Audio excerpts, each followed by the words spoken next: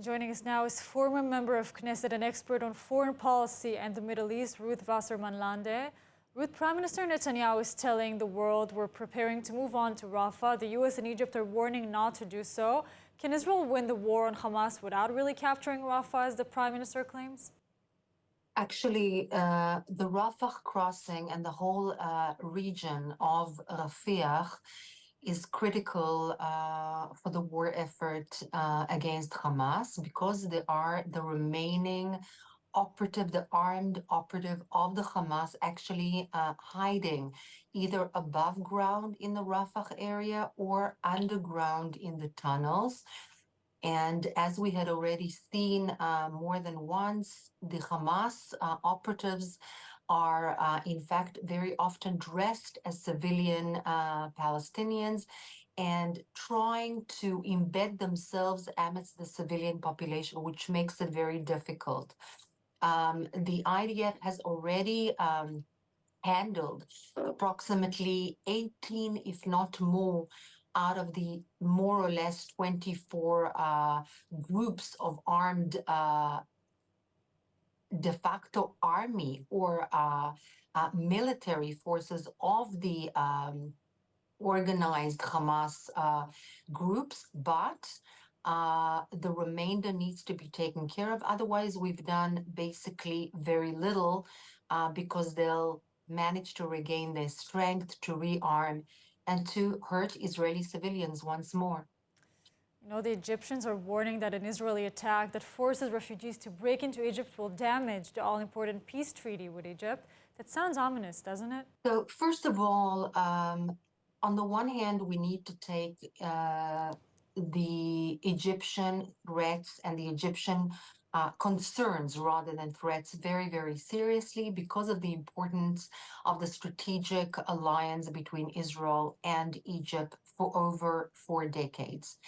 However, we need to delve a little bit deeper into what is it that makes Egypt concerned. The concern is not because of its worry or regrets vis-a-vis Hamas. It has no regrets vis-a-vis Hamas. It sees it potentially as a Muslim Brotherhood, a threat to its own stability and security. However, they are afraid of civilian population, the Egyptians, the Palestinian civilian population, which is gathered in the Rafah area because of the IDF actions lower down or more southwards in the center and southwards.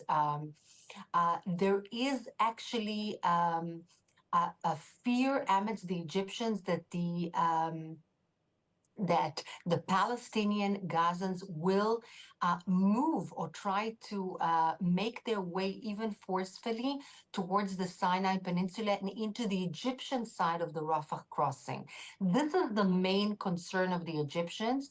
They don't trust the Hamas, they don't trust the Gazan Palestinian population, and that is why they don't want any Gazan civilians moving into their own territory, because they are afraid that this will then be manipulated or used by the Hamas in order to create terrorist cells in and within the Sinai Peninsula.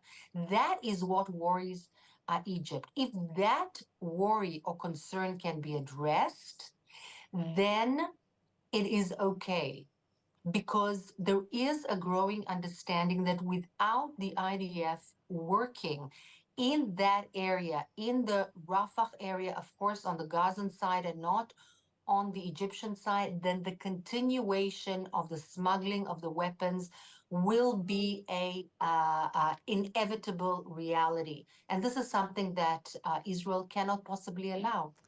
Ruth, you know, Netanyahu says that the army has been tasked with coming up with a plan for approval. The army says it has plans already.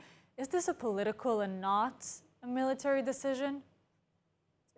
No, it's completely a military position. There is a very huge complexity because of the civilian population of the Palestinians in that region, as I had previously explained. However, the remainder of the Hamas battalions, the organized army of the Hamas, with its armament and with its intelligence and with everything that it has, which is de facto an army, is in that region, either above ground or below ground. And therefore, this is de facto a military action that needs to take place. Yes, Ruth, thank you so much for joining us today, and stay safe.